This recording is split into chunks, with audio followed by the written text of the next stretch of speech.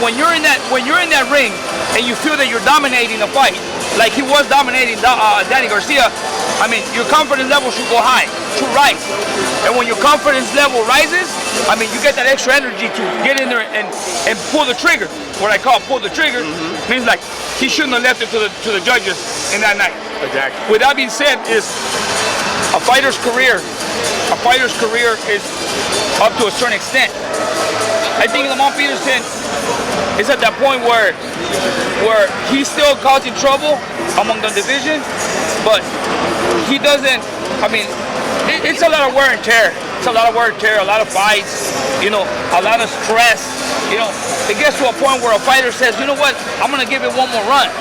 But you're not the young stud that you were before. Right. You can't push that. You can't push as hard as you used to push 3 or 4 years ago. And that's what I think Lamont Peterson is. But don't get me wrong, Lamont Peterson can ruin somebody's night in a bad day. Let me ask you real quick with the new guy you're working with, Ruslan Provodnikov. Any fights coming up for him? I know he's calling everyone out. Seems like nobody wants to fight him. I don't have internet, bro. But look, let me show you. This is his manager. This is his manager. Just text me right now. I just got like 5 minutes ago. You're the first one to see that shit. Let me know if you guys are okay with this guy as an opponent. And I click on the link. That's the opponent. But I don't have internet. You can't get in touch with him, right? There you have it. That's an RBR Boxing exclusive, kind of. So he's fighting November 7th in Monaco. November 7th. Now you know, right? Monaco. But look, you want to see the change we've done in Ruslan? Yeah. This is the change we've done. You're gonna see a new one, a new version. You gotta be excited to work with him, though. I love it. I love it because he's about learning. He's about learning, and he's not about. Look, this is just yesterday. If you can see any difference in this guy, besides just throwing punches. Exactly. Oh yeah. This was yesterday. Yeah. The last sparring session he had Monday before I came here, he did 75% of what I taught him, and that made me happy. So he's a fast learner? Yeah, he's moving a lot much better. Yeah. It's not that he's a fast learner, it's that he's learning. He's never been taught. He's always been told, but never been taught. Yeah. He told me he's never had like a one-on-one trainer for 2 hours like the way I do it. I give him his time. I'm teaching him. I'm teaching every sparring partner that he's had lately, they're complaining about how hard he's hit him to the body. He's never done that. Now, he knows how to cut the ring to the left, but he don't know how to cut the ring to the right. Now look at him move to the right and the left. So what you see in him to actually bring him on? Because he was a raw fighter early on until he started getting the swelling and everything. But now, to get him to this point, what did you see in him to say, all right, I can work with this guy? What really got me to that point of working with him was this. When he came to me, he told me, he says, I made the change for a reason. I need you. He says, the reason why I'm here is because I want to learn. I want to get better. He says, I want to be a world champion, and I know you can take me to a world champion. I go, I'll make you a world champion, I promise, if you listen to me. One of the first things is this, I need you to get hit less. And I need you to be more busy. And I need you to attack to the body more. Something that he was a hair hunter only. So now, you know, I'm teaching him how to move, counter. I'm teaching him how to avoid getting hit more. Because, and then another thing, every time he's working here, instead of pulling back with the back leg, he was doing this, like this, and boom, he's getting caught all the time. A lot of flaws that I pick up on him that I'm correcting.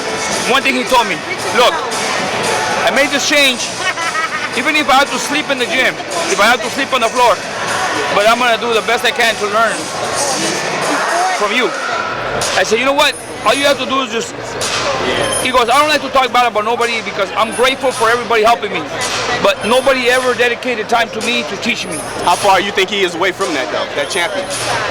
I told his manager last week, I'm not a manager, I'm a trainer, but through my experience I learned how managers work. I told Vadim, because Vadim wanted to throw him in there. He was looking for Delorme, he was looking for Matisse again. I said, why? He comes from one tough fight, from another tough fight. Right now, we got time. Give me time for me to work with him. Give me time for me to teach him more. Let's get him a confidence builder. Just build his confidence. Let's get him somebody before the end of the year. And then at the beginning of the year, let's get him another somebody. And then from there, you give me whoever you want. Okay. I want him to build confidence, and I want him to put to work what I've been working with him, you know? Because you can't just go from one tough fight with Matisse into another tough fight. I mean, that's the reason why fighters end up in nowhere.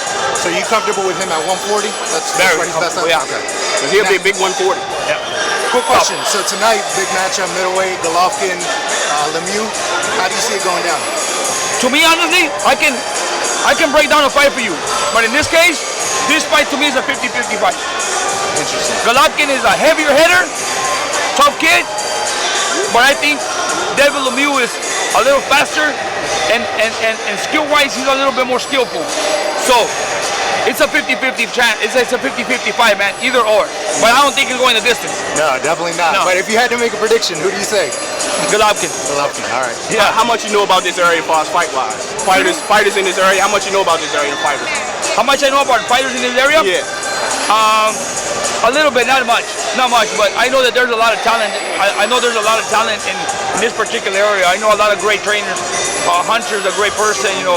I respect the man as a trainer. He's a great person as well, and he has a high IQ in the sport. That's why I know, and I've been watching some of the fighters that fight today. I know he's been working with them. They come from a great pedigree, you know. And all my respect to all the people, man. That was great. I love the sport, and I love to see a lot of talent come up here, East Coast, West Coast, everywhere. You know, I love the boxing.